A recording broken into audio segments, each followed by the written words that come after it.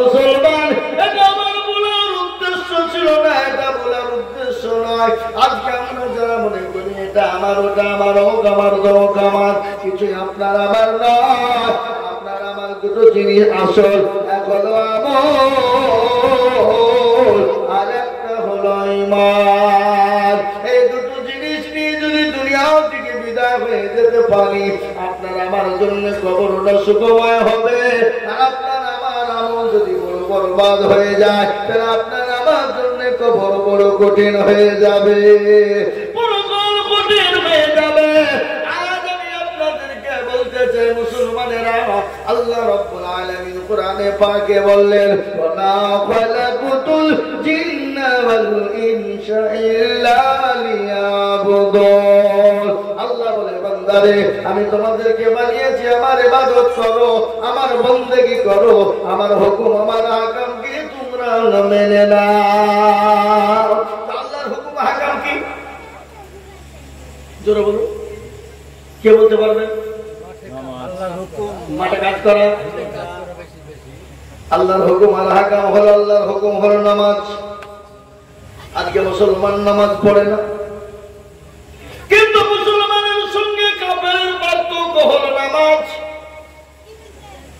মুসলমানের সঙ্গে পার্থক্য নামাজ, কাফেরের সঙ্গে কি? নামাজ। একটা ঘটনা শুনেলেন, আল্লাহ নবী, বিশ্ব নবী বলেছেন, যারা নামাজ পড়ে না, নামাজ যাদের ভিতরে নাই, তাদের জবানের কথাও কিন্তু সত্য হবে না। এটা নবীজির কথা।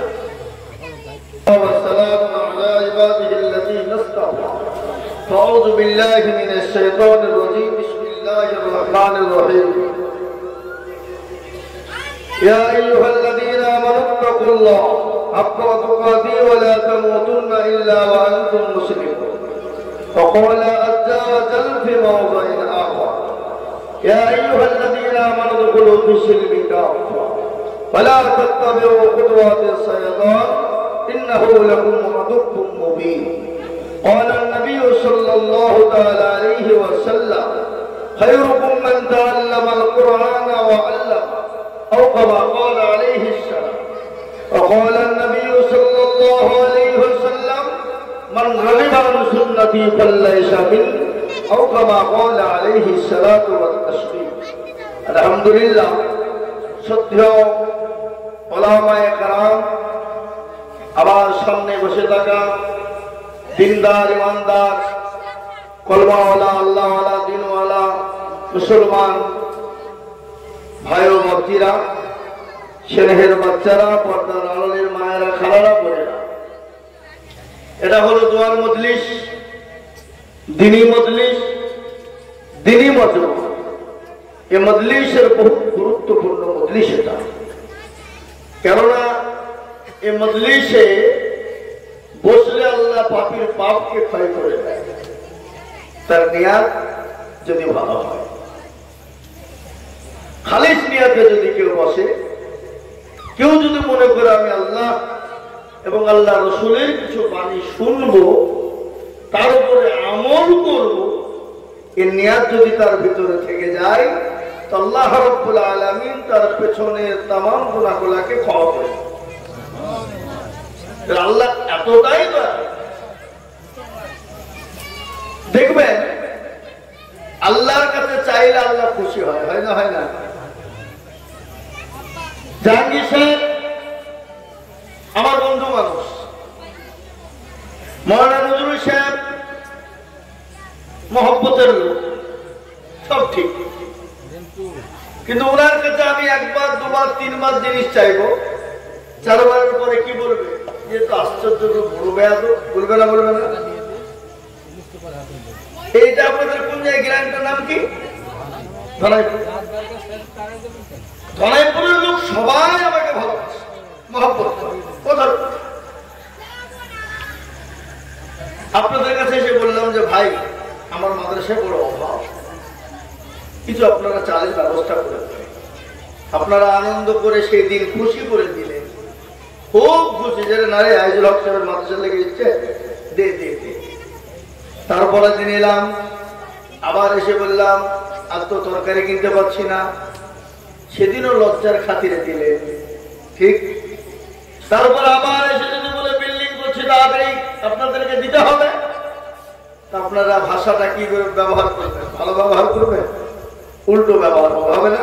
এই মুরগিরা বড় লোভী রে, কাল চাইলো দিলাম, আজকে দিলাম, আবার আজও এসছে। কিন্তু আল্লাহ রাব্বুল আলামিন এত দয়ালু, তিনি আরহামার রাহিমিন, তিনি পরওয়ারদিগার আলম। আল্লাহ বলেছেন আমার বান্দা আমার কাছে যত চাবে আমি তত খুশি হব, আমি তার উপর রাগান্বিত হব। আলহামদুলিল্লাহ বলবেন না? সেই আল্লাহর শানে যিনি অব্যয়, যিনি অক্ষয়, যিনি এক, যিনি অদ্বিতীয়, যিনি ওয়াহদাহু লা শারীকা লাহ, যার কোনো শিরিক নেই, শরীক নেই। আচ্ছা বলুন, আল্লাহর শরীক আছে? কথা বলেন। আল্লাহ যদি শরীক থাকতো, এই যে পাঠের সময় মানুষের কি কষ্ট হচ্ছে, হচ্ছে না? কি হচ্ছে না? হচ্ছে না? কথা বলেন। এক আল্লাহ বলছে পানি দিয়ে আমার বান্দারা পাট আরাম করে ধুবে, পাটের রং হবে, স্বাদ বাড়বে। আর আরেক আল্লাহ বলছে হ্যাঁ পাল্লা মাঝে নেই, রোজা নাই, কিছু নাই, পানি দিলে হয়ে গেল। কি মারামারি হতো না? হতো না? মারামারি লেগে যেত, লাভ ভাষা কি হতো? ঝগড়া হয়ে যেত। তো আল্লাহ এক এবং অদ্বিতীয়, আল্লাহর কোন শরীক নেই। সে আল্লাহর শানে একটু মহব্বতের সাথে অন্তরের অন্তর থেকে একবার বলি আলহামদুলিল্লাহ। শুনলেন? কেউ যদি 1000 বার খোদা বলে ডাকে, 1000 বার, 1000 বার কেউ যদি বলে খোদা, আর একবার যদি বলে আল্লাহ, 1000 খোদা বললে যা নেকি হবে, একবার আল্লাহ বললে তার 10 গুণ নাকি বেশি হবে। বুঝতে পারলেন না? আল্লাহ বলাটা কত সুন্দর, কত নেকি। আজকে আমরা মুসলমানেরা নেকি নিতে জানি না, নেকির প্রয়োজন বোধ মনে করি। নেকির আমাদের প্রয়োজন হবে কখন? আজকে হলো সেপ্টেম্বর মাসের 5 তারিখ, তাই না? আমি বলছি 15 আগস্ট থেকে নিয়ে আমার জানা মতে, আমার যেগুলা জানা, ইসলামপুর টুর এইটার ভিতরে 15 আগস্ট থেকে আজকে সেপ্টেম্বরের 5 তারিখের মধ্যে 75 জন লোক মারা গেছে। কত বললাম? এটা আমার জানার মতে বলছি, এটা আমি যেগুলা জানি, কানে শুনেছি, 75 জন।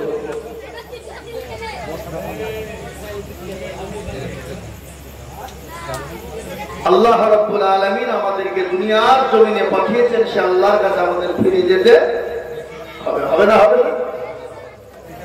সে আল্লাহর সামনে আরেকবার হাত পেশ করে বলি, মহব্বত দিয়ে বলি দেখি আলহামদুলিল্লাহ। তারপরে পরে এই বিশ্ববরণ্য নবী, মানবতার দূত, সরকারের দো আলম, হামারা আকা, সেই নবীর উপরে দ্রুত শান্তির ধারা বর্ষিত হোক। সকলেই বলি আল্লাহুম্মা আমিন। মহতারাম বুজুর্গবৃন্দ, এই মজলিস বড় গুরুত্বপূর্ণ মজলিস। এই মজলিসের চতুর্দিকে আল্লাহ রাব্বুল ইজ্জাতের লাখো লাখো ফেরেশতা ঘিরে নিয়ে দাঁড়িয়ে আছে। আল্লাহ রাব্বুল আলামিনের বিচারপতির সূক্ষ্ম। আপনারা জানেন যে ফেরেশতা আল্লাহ রাব্বুল আলামিনের কোটি কোটি কোটি হাজার হাজার ফেরেশতা আল্লাহ রাব্বুল আলামিন নির্ধারিত করেছেন। পৃথিবীর জমিনে কোটি কোটি মানুষ রয়েছে, আর এই কোটি কোটি মানুষের কাঁধে দুটো করে ফেরেশতা, 24 ঘন্টার ভিতরে 4টে করে ফেরেশতা আসে এবং যায়। ঠিক না বেটি? বড় করে যা আছে বলো, 4টে।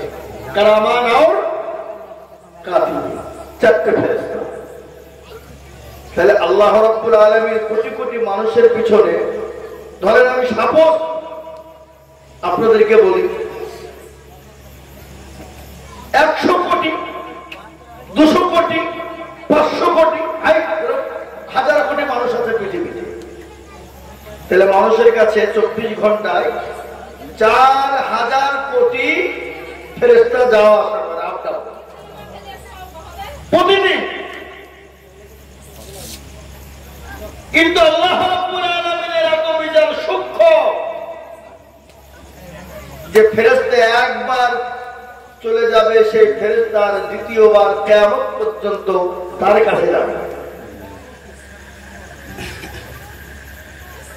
আল্লাহ অগণিত ফেরেশতা রেখেছেন, কাল কিয়ামতের দিন আমাদেরকে আল্লাহর আসামির কাঠগড়ায় দাঁড় হতে হবে এবং হবে। আল্লাহ রাব্বুল আলামিন যে ফেরেশতা আমাদের কাছে পাঠিয়েছেন কারামান আর কাতিবিন, এই দুজন আপনার আমার হিসাব এবং নিকাশ, ভালো এবং মন্দ সব তিনারা লেখালেখি শুরু করেছে। এখন যে ফেরেশতাগণ আমাদের কাছে এসেছেন আসরের নামাজের পরে, এদের ডিউটি হলো ফজরের নামাজ পর্যন্ত। আপনি রাত্রি শুয়ে ঘুমিয়ে রাত্রি কি করবেন? তাহাজ্জুদ করবেন না, কোরআন পড়বেন, জিকির করবেন না, তাসবিহ পড়বেন, চুরি করবেন না, চিন্তা করবেন, সব এই দুজনের কাঁধে লেখা থাকবে। কাল কিয়ামতের দিনে যখন আপনি আল্লাহর আসামির কাঠগড়ায় যখন মিথ্যা বলবেন, এই ফেরেশতাগুলোকে আপনার জন্য সাক্ষীর জন্য লাইন করা হবে। আপনি যখন বলবেন আল্লাহ তোমার সমস্ত কর্ম কাজ আমি করেছি, তোমার এই ফেরেশতাগুলো আমার সঙ্গে দুশমনি করেছে, এই কথাটা যেন বলতে আল্লাহ ফেরেশতাদের কাছে যেন না বলতে পারে। তো আল্লাহ রাব্বুল আলামিন পরস্পর ফেরেশতাকে পিছে পাঠাবে। এটা এটা এটা সেদিন আমরা আফসোস করে বলবো আল্লাহ তোমার বিচার এত সূক্ষ্ম, একটা কোথায় কি করেছি কিঞ্চিত সেটাও তোমার ফেরেশতারা লিখে রেখেছেন। সেই দিন আল্লাহর কাছে আপনাকে আমাকে জবাব দিতে হবে। আজকে আমরা পাড়ায় পাড়ায় মসজিদ বানাই, গ্রামে গ্রামে মসজিদ করি, কিন্তু মসজিদে আযান হয়, নামাজের জন্য আমাদের ডাক পড়ে, কিন্তু আমরা হতভাগা মুসলমান দুনিয়ার কাজ খেয়ে আমরা যেতে পারি। কিন্তু আপনি কি নিয়ে যাবেন? আপনাকে দুনিয়া থেকে নিয়ে যেতে হবে দুটো জিনিস, আর এই দুটো জিনিসই আপনার সঙ্গে যাবে। এক হলো ঈমান, আর একটা হলো কি? আমল। আমল যদি ভালো হয় ঈমান ভালো হবে, আর ঈমান যদি ভালো হয় তো আমল ভালো হবে।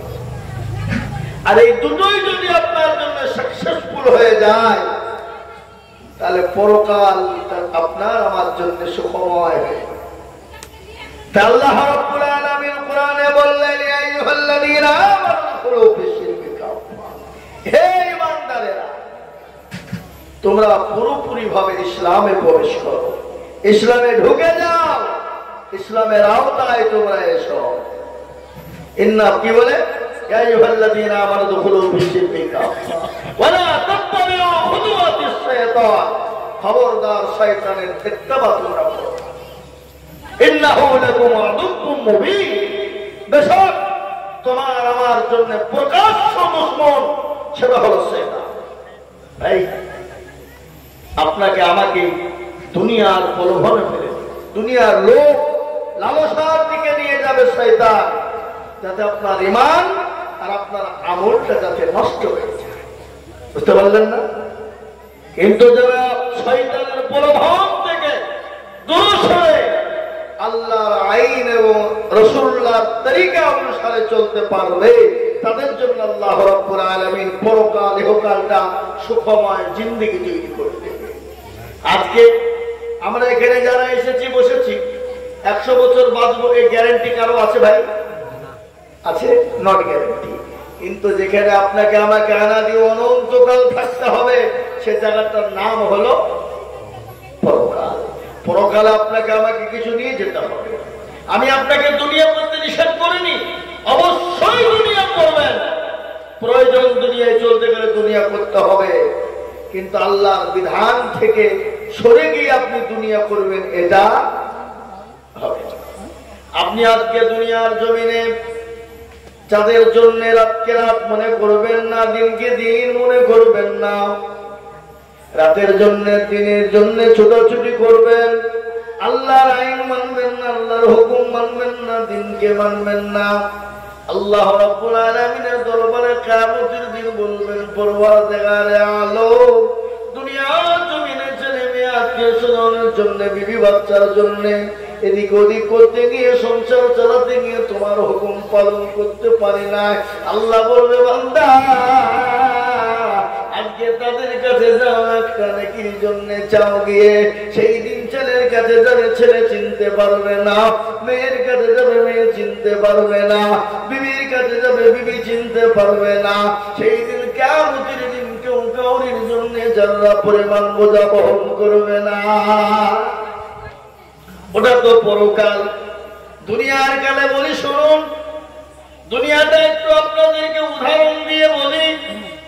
আমি এই কথাটা অনেক দিন থেকে বলি। কয়েকদিন আগে মাদ্রাসায় একটা হুজুরদের সামনে আলোচনায় ছিলাম, এই বায়ানটাই ঘটনাতে এসে গেল। আমি তাদেরকে বললাম, এই বায়ানটা তো হুজুর আমি প্রায় বলি। বলে, হ্যাঁ আপনার বক্তব্য শুনেছি। বলে, কি বায়ান? বলে, হুজুরগণ, পরকালে তো কিয়ামতের দিন তো কেউ কাউরির জন্য যারা পরিমাণ বোঝা বহন করবে না, এটা বেশ সত্য কথা। কোরআন বলেছে, ইয়াউমা ইয়াফিরুল মারউ মিন আখিহি ওয়া উম্মিহি ওয়া আবিহি ওয়া সাহিবাতিহি ওয়া বানি। কিয়ামতের দিনে কেউ কাউরির জন্য যারা পরিমাণ বোঝা বহন করবে না, এটা সত্য ঘটনা, এত কোনো রকমের সন্দেহ নাই। কিন্তু দুনিয়ার জমিনে যে কেউ কারো জন্য হবে না, তার প্রমাণ দিয়ে দেব। বলে, প্রমাণটা কি? একজন আল্লাহ, একজন বড় লোক মানুষ, ধনী মানুষ, পয়সাওয়ালা মানুষ, গাড়িওয়ালা, বাড়িওয়ালা মানুষ, গাড়ির অভাব নাই, বাড়ির অভাব নাই, টাকার অভাব নাই, সম্পদের অভাব নাই, কিন্তু জীবনেও কোনদিন আল্লাহকে চিনে না, রাসূল চিনে না, নবী চিনে না, মসজিদ চিনে না। হঠাৎ একদিন ওদাপাড়া গ্রামে তাবলীগ জামাত এসেছে। তাবলীগ জামাত বুঝেন না? কি গো, বুঝেন না? বুঝেন না? আপনাদের গ্রামে আছে না তাবলীগ? তো আছে। কেন গেলে তো তাবলীগী এলাকা। তাবলীগওয়ালাদের কাজ হলো মানুষের কাছে গিয়ে কালেমার দাওয়াত দেওয়া, ভালো কাজের জন্য ডাকা, মসজিদ মুখী করা, দিন মুখী করা। এটাই তো নাকি কাজ? না আপনাদের কাছে খেতে চায় তাবলীগওয়ালারা? বলে, আমাদেরকে খেতে দিন, আমরা খেতে পাই না, আপনাদের কাছে এসেছি মসজিদে খাওয়ার দিন। বলে নাকি? না, নিজের পকেট থেকে খরচ করে, পয়সা দিয়ে তারা মেহনত করে। নবীওয়ালা কাজ, যেটা প্রত্যেকটা নবী এই কাজ করেছে, প্রত্যেকটা নবী তাবলীগ করেছেন।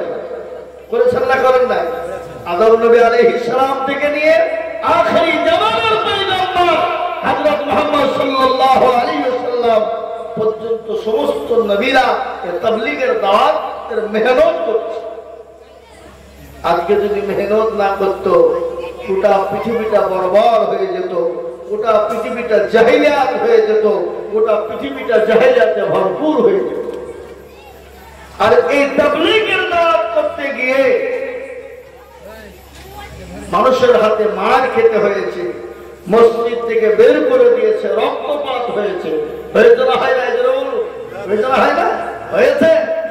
তো তাবলীগের দাওয়াত তরুণী গ্রামে এসেছে নওদাপুর। আসার পরে দেখছে এই নওদাপুরে একটা বিরাট দুতলা চকচকে ঝকঝকে বাড়ি। তো গ্রামের একজন রাহাবার তো প্রয়োজন, ওনারা তো নতুন মানুষ, ওনারা তো সবাইকে চিনে না নাকি, একজন রাহাবার প্রয়োজন। তো মৌলানা নজরুল সাহেবকে নিয়েছেন, নিয়ে বলছে, আগো ওই বাড়িটা চলেন যাই। তো মৌলানা নজরুল সাহেব বলছে, খামাখাই ওখানে যেলাম, ও জীবনে আল্লাহ জেনে মৌলবীদেরকে দেখতে পারে, দিন রাত মৌলবীদেরকে গালি দেয়। এরকম লোক আছে না? মৌলবীকে গালি দেয় নাই? মৌলবীকে গালি দেয়। কিন্তু আমার মৌলবীকে গালি দেয়, আমার বাড়িতে গেলে মৌলবীকে মুরগি জবাই করে খাওয়া, এরকম লোক আছে। আছে না নাই? আছে। আবেগে গালি দিয়ে ফেলে। তো বাড়িতে গিয়েছিলাম,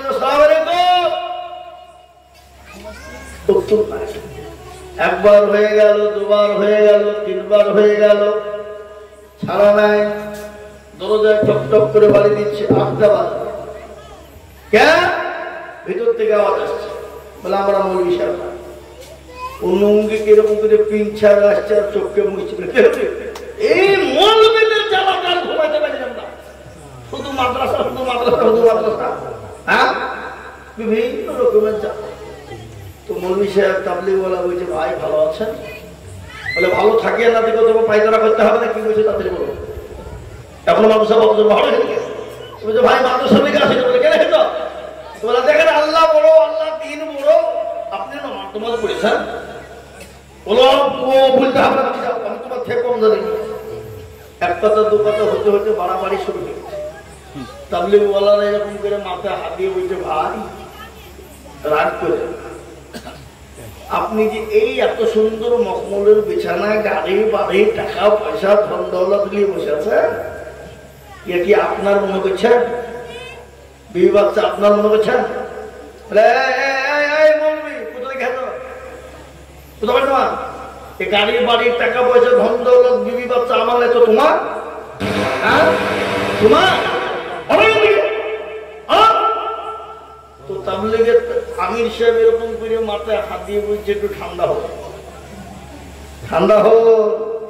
কেন বলে আপনার না তো আমি প্রমাণ করিয়ে দিয়ে এখান থেকে যাবো, আর আমি যদি প্রমাণ করিয়ে দিতে না পারি আমি জীবনেও কোনোদিন তাবলীগের দাওয়াত করব না। এই দেখেন কাণ্ড। তো ও তখন বলছে বলবে তোমার 12টা না বাজিয়ে আমার দম নাই। বক্তব্য করছি, পরে ফোন করবেন। বক্তব্য রাখছি, পরে ফোন করেন 1 ঘন্টা পর। তো মহতারাম বুজুর্গ দোস্ত আজিজ, ও তো কোন মুখে পাক দিয়ে বলছে মৌলবী তোর 12টা বাজাবো, তারপর একটা কোনো তো আর ও এমনি মৌলবী বিদ্বেষী। তো বলেন প্রধান, তো বলছে বাড়িতে বাথরুম আছে, আচ্ছা যান, যাবেন বুঝবো তাহলে কোথায় যাবো? আর ভোরবেলাতে বাথরুমের তো দরকার আছে, আছে না নাই? কথা বলুন, আছে না নাই? তাহলে কোথায় যাবো? বলে সকালবেলা একটা বদনা বুঝেন, বদনা লুটা, বলে হ্যাঁ খুব বুঝে। তো লুটায় করে পানি নিয়ে সোজা একেবারে মাঠের দিকে বাস ঝাড়ে রেখে যাবে। আপনি বাথরুম করুন আর না করুন তাতে কোনো রাখবে না, আপনি এই জায়গাখানকে চিরবেন, কেটে দিয়ে রক্ত বের করবেন, দিয়ে বাড়িতে এসে বলবেন এই যে আমাকে দেখতে সাপে কামড়েছে। এই সাপে কামড়ানোর কথা যখন বলবেন আর বাঁধন দেবে, কি কেউ বাঁধন দেয় না? আপনার দিকে বাঁধন দেয় না? বাঁধন দেওয়ার পরে এলাকার যত সার্জন, ডাক্তার, কবিরের যা আছে, ইসলামপুর, রানীনগর, ডোমপুরে যা আছে সবকে ডাকবেন, কিন্তু আপনি উঠবেন। আপনি শুয়ে দেখবেন যখন ডাকিনি সে কেউ যখন পারবেন না, লাস্টের বেলায় যখন মৌলবীকে ডাকতে যাবে তখন আমি আপনাকে বোঝাবো। ও বেচারা শেঠজি মানুষ, আর সবাই নাম করা এলাকার লোক, সবাই চিনে, কি বুঝলেন, নেতা গোছের মানুষ। একবারে বাবজি বাড়িতে এসে বলছে ডাক্তারের সবাই কামড়েছে, আর একবারে যত রকমের বাঁধন দেওয়া ছিল দেওয়ার পরে বলছে ডাক্তার ডাক, সার্জেন ডাক, কবিরাজ ডাক, যা আছে ডাক, যত টাকা লাগে দেব সব ডেকে দেবা। আর ইমাম কিন্তু সাতপাট হয়ে একবার শুয়ে আছে, লড়াও চড়া নাই, কিচ্ছু না। সবাই বাড়িতে আসল, ডাক্তার ডাক্তার, সার্জেন, কবিরাজ, বিভিন্ন রকমের চিকিৎসা হলো। হওয়ার পরে কেউ যখন পাইল না, কেউ যখন পাইল না, তখন বলছে ইয়া কাজ হবে না, তাড়াতাড়ি মৌলবীকে ডাক। দেখবেন মানুষ যখন বিপদে পড়ে, মানুষের যখন অসুখ হয়, যখন ঝামেলার পরে, কষ্টের মধ্যে পড়ে, মানুষ কিন্তু কোনদিন কিন্তু সর্বপ্রথম আল্লাহকে ডাকে না, মসজিদমুখী হয় না। যখন অসুখ হয়ে যায় ডাক্তারের কাছে চল, ইসলামপুর চল, ডোমপুর চল, বহরমপুর চল, কলকাতা, বেঙ্গালোর পর্যন্ত, দূরে দূরে দূরে যতক্ষণ পর্যন্ত দেখে, যখন ডাক্তার হাত উঠিয়ে দেয় বলে আর কোন রকমের কোনো কায়দা নাই, কিছুই করার হবে না, তখন আমরা মসজিদমুখী হই, আল্লাহর কাছে ডাকি, আল্লাহকে ডাকি, মৌলবীকে ডেকে বলে হুজুর আমাদের জন্য একটু দোয়া করবেন, আমাদের জন্য একটু বলবেন। এরকম করে যখন বলতে শুরু করে দেয়, মুসলমান দরদি সমস্ত ডাক্তার সরকার কবিরাজকে ডাকা হলো। ডাকার পরে যখন আপনার কেউ যখন বাঁচাইতে পারলো না, তারপরে আবার ওই বাড়ির মহিলা ডাক দিয়ে বলছে বাবা কাদেরকে? ছেলেদেরকে বলে বাপ সার্জেন্ট কবিরা সব ডাকলে তো আল্লাহর কোরআনেও তো কিছু আছে, আমরা মানেই চাই না মানে, তো আল্লাহর কোরআনের ওয়ালাকে একটু ডাক, তো আল্লাহর কোরআন ওয়ালাকে, তাহলে সেটা হলো মৌলবী হাফেজ কারি নাকি গো, তাই তো নাকি? ডাকা হলো। ডাকার পরে মৌলবী যে একবারে বিরাট কায়দা, আজকাল কিছু কিছু মৌলবীর কায়দা আছে না, কথা বলেন, কাউকে যদি জিনে বা ভূতে বা কিছু ধরে, ভূতগুলি কিছু নেই, জিন। আল্লাহ দুটো জাতি পৃথিবীতে রেখেছেন, কটা জাতি? জিন এবং ইনসান। যেমন মানুষের ভিতরে ভালো মন্দ লোক আছে, তেমন জিনেদের ভিতরেও ভালো মন্দ লোক আছে। যেমন মানুষ খায়, ঘুমায়, কি ছোটাছুটি করে, বাজার করে, ব্যবসা বাণিজ্য করে, তো জিনেদের ভিতরে ছোটাছুটি, খাওয়া খাই, খানা ইত্যাদি সব আমাদের ভিতরে আছে। আল্লাহ দুটো জাতিকে রেখেছে, কিন্তু আমরা জিনেদেরকে দেখতে পাই না, কিন্তু জিনেরা আমাদেরকে দেখতে অবশ্যই পাই না, কথা বলেন। তারপরে বাবজি মৌলবীকে রেখে, তার মৌলবী যে একবারে বিরাট কায়দা বা কায়দা কৌশল করি একবারে বুঝে বাঁচবে গো। তখন বাড়ির মেয়েটা বলছে বাপ বাঁচবে বলছে মৌলবী, তাহলে কিরকম হলো? কিন্তু কি বলে তোমার এটাকে তুমি কাঁদছো বলে? আমার তোমার স্বামী কাঁদছো না? হুজুর যত টাকা লাগে জান লাগলে আমি দিতে রাজি, কিন্তু আমার স্বামীকে বাঁচাতে হবে। বলে বাঁচাবা? তাহলে দেখো বলে যা বলবেন তাই করবো। তাহলে কি করতে হবে? বলে তোমার স্বামীর যত শরীরে বিষ ছিল ঝাড় ফুঁক দিয়ে পায়ের এই আঙ্গুলে লিখেছি, কিন্তু এটা কিন্তু যখনই তুমি পায়ে হাতটা দাও আর যখনই তুমি হাতটা দিবা আর তোমার স্বামী বেঁচে যাবে আর তুমি ধন পড়ে হয়ে মরে যাবা। এই মরিয়া যাবা যখন বুঝেছে বাপ, তখন মেয়েটা বলছে বাপরে বাঘের দেখা সাপের দেখা বাজবে না বাপ, এত বড় বড় সার্জন ডাক্তার কেউ পাইল না, আর এই কোনদিন বাজবে না। বিবি কেটে সে তো কোনো শুয়ে বলছে সর্বনাশ, প্রথম আমার ইয়ারি ফেল, বিবি ফেল, তারপরে ছেলেদের পালা, ছেলেরাও বাবজি আউট, তারপরে মেয়েদেরকে দেখে বাবজি মেয়েরা ছিঁড়ে কান টান চুল টুল ছিঁড়ি একবারে কেঁদে এক উঠার। আজকে দেখবেন কোন জায়গায় মানুষ মারা গেলে মেয়েরা লাইন দিয়ে চলে যায়, যায় না? হ্যাঁ, ওরা আবার খিচড়ি খেতে বেশি যায়, আর বুঝবে লেবু খিচড়ি সামনে। আজকে আমার এক আত্মীয় মারা গেছিল সিঙ্গাপুরে, মামা দুদুলা ভয় হয়েছে, আমার বাড়ি যে সবাই যে স্বামী না গেলে হয়, যে হ্যাঁ তুমি যাও, তুমি জানাজা করে মাটিতে দিয়েছো, আমি আর আসিনি, তাই বুঝলে হয় যাই। তো গেল যে মাটি টাটি দিয়ে দেখে দেখে আসে বলতে রান্না বান্না ছিল না, আমি খেয়ে গেছি, আমি তো জানি তোমরা খাওয়ার লেগে যাবো না, তুমি যাবো না কি বাবা? তো একবারে মূল ধরো বুঝতে পেরে তো মেয়েরা কাঁদিয়ে একবারে চুল টুল ছিঁড়িয়া মুখা। তো মৌলী হিসেবে দেখো তোমরা কাঁদছো মানে? বলে আমার বাবা। ও তোমার আব্বা? বলে হ্যাঁ। তো তোমার বাপকে বাঁচাও। বলে হুজুর এত বড় বড় সার্জন ডাক্তার কবিরাজ কেউ বাঁচাতে পারল না, আর আপনি বলছেন বাঁচবে? ও বাঁচবে না হুজুর।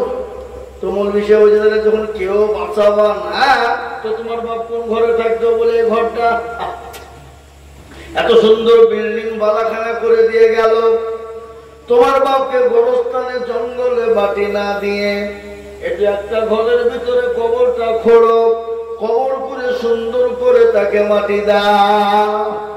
মানুষের কোথা থেকে এসেছো? অনেকদিন থেকে আমাদের দেশের নজরুল মৌলবী বিবি আছে তাকে ডেকে এনে কোথায় দিতে হবে তো জানে। তোমার কায়দা করে দেখাবো না, তোমার বিবি যদি ঘরেও দেবা না তো ঘরের পাঁচিলে কল করে দাও, বলে তো আশ্চর্য ব্যাপার, এখানে ছেলে মিলে ঘোরা করে দিচ্ছে, ওরা ভয় করবে না? হ্যাঁ, এখানে মাটিটা হয় নাকি? চুলকাতে বলছে, কেউ যখন তোমরা দিবা না তাহলে একটা তো আমার মনে ছিল না, মনে হয়ে গেল, দেখি বাঁচে কি। কানের কাছে দিয়ে বলে, শেঠজি বিবি আপনার বলে না, ছেলে আপনার বলে না, মেয়ে আপনার বলে না, বলে কালী বাড়ি আপনার বলে না। যদি আপনার না হয় তাহলে আপনি উঠে যান। লাফ দিয়ে উঠে বলে, হুজুর গো, এত অন্যায় ভুল ত্রুটি করেছি, তাদের জন্য সারা জীবনটা শেষ করে দিয়েছি। আল্লাহকে ডাকতে পারিনি, নামাজ পড়তে পারিনি, কোরআন পড়তে পারিনি, কোরআন শিখতে পারিনি। ও হুজুর, আজ থেকে চিল্লাই নাম দিয়ে দিলাম, আপনি আমার জন্য 3 চিল্লা নামটা লিখে দেন।